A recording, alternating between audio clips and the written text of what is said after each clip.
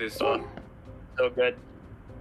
Like, I'm not even going to critique it because it's so good. Hi, I'm Jasper and this is how I won the Bad Normals Blender contest. It all started, of course, when Bad Normals uploaded his YouTube video announcing the competition, and I knew immediately that I wanted to go with two main ideas. One idea was a science fiction battle scene, which would have been really cool, loads of explosions and stuff, and the other was crabs. So, like any sane man, I chose crabs. I've actually been a bit obsessed with crabs for about a year or so. I don't know. They've kind of dominated most of my renders. There's something about their crustacean-y shells and, you know, exterior that really intrigues me. So I've been doing lots of crabs. Crabs are actually really forgiving animatable creatures because no one really knows what a crab should walk or move like. You know, we've got a rough idea that they should be a crustacean that moves around, but we don't actually pay that much attention to how they walk. So as long as the animation that I did looked vaguely crab-like, then I'd be fine. So I started from the very basics, trying to find a theme that united us all. And I found my theme could be family. So what if the default cube was instead a crab pot with loads of baby crabs trapped inside, and a big mother crab is defending her children from fishermen by wielding a butter knife and sword fighting them away. It's a very strange idea, granted, but there was something about that I quite liked. So all I had to do now was just do it. I've always loved the rock pool aesthetic and I wanted to use that in the render. The rocks I got from Quixel Megascans. Although the rock wasn't quite rock pooly enough, so I needed to add some seaweed and algae and barnacles to make it look more realistic.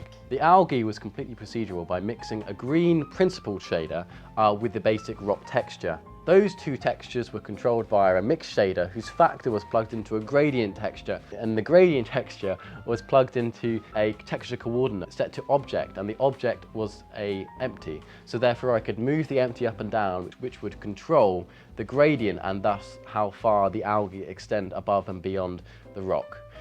I didn't say that right, but it's very complicated and I'm going to move on. You can see my node set up just to see how I properly do it, but yeah. The crab pot itself was just kit bashed together by my friend Jake. The crab pot is by no means accurate whatsoever. Really, don't look at it in too much detail. The crab model was a photo scan of an edible crab that I grabbed from Sketchfab. I rigged it up using a very basic IK system and duplicated them loads and loads of times with the same animation of them all pulling against the bars as if they were in a prison. It's actually the same animation for all of the crabs. I just duplicated them and offset the frames so you couldn't tell, and yeah. Definitely the most time-consuming aspect was the animation of the mother crab. It took me so long because not only is it wielding a butter knife, but it's also moving up and down the rock, slipping and sliding, pulling itself back up and dodging and everything. So it took me a long time to do that. All I can say is that I animated it. It took me a long time. Although the IK rigs really helped. It's very forgiving to have all the legs set in place, and then I can move the body and it will all move around correctly and everything. The butter knife was very simply modelled and tracked to the crab claw using a child of constraint. Although by itself, the child of constraint didn't really work very well. So I then animated by hand the knife rotating and moving up and down, really emphasizing each of the crab's blows. There's no way a crab could actually do that because, you know, they don't have thumbs, they've just got two pincers. There's no way that they could get that amount of rotation. But I wasn't really concerned with the accuracy of the whole thing. The fishing net was very kindly modelled by my friend Jake once again. He's a brilliant modeller and it was perfect. I applied a very simple cloth simulation to the net itself, which would then interact with not only the ocean material but the crab knife itself, so it could actually be hit and swatted away by the crab. The beach itself was a collection of photo scans that I collected when I went to the beach. They were some of the best photo scans I'd ever got, and I was really excited to put them into the scene. However, they're covered up completely by the ocean and you can't see them at all in the end render, which wasted a load of time and I really shouldn't have put them in. The sea was created using the ocean modifier set to a very small choppiness value, very calm ocean, which is what I wanted, with just a very slight inclination of some waves washing over the rocks. The ocean modifier does come with its own foam generator. You simply just select foam, and then when you go into shading, you select the attribute foam as an attribute node, and then you can use that to mix between two different materials.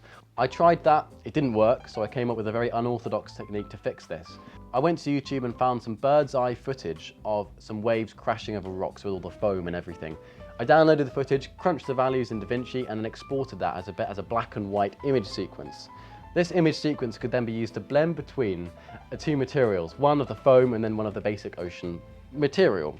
It actually worked surprisingly well from the camera's angle, although if you look at it from another angle, it looks really rubbish, and I can't believe it worked that well. It was glitching out and everything, but yeah, it worked in my circumstances. Please, if you're going to do this technique, actually spend time doing it right, unlike me. The ocean material was created by mixing a glass material and a transparent material, with the mix factor set to a is camera ray from a light path node. Don't ask me how that works, it's very complicated, but please check out Ian Hubert's Patreon. He's got a whole video dedicated to it, who explains it far better than I can. All I know is that it works and it really cut my render time. One of the final touches I added was a boat in the background, just to insinuate that the fisherman had, parked there and then walked over and collected the pot.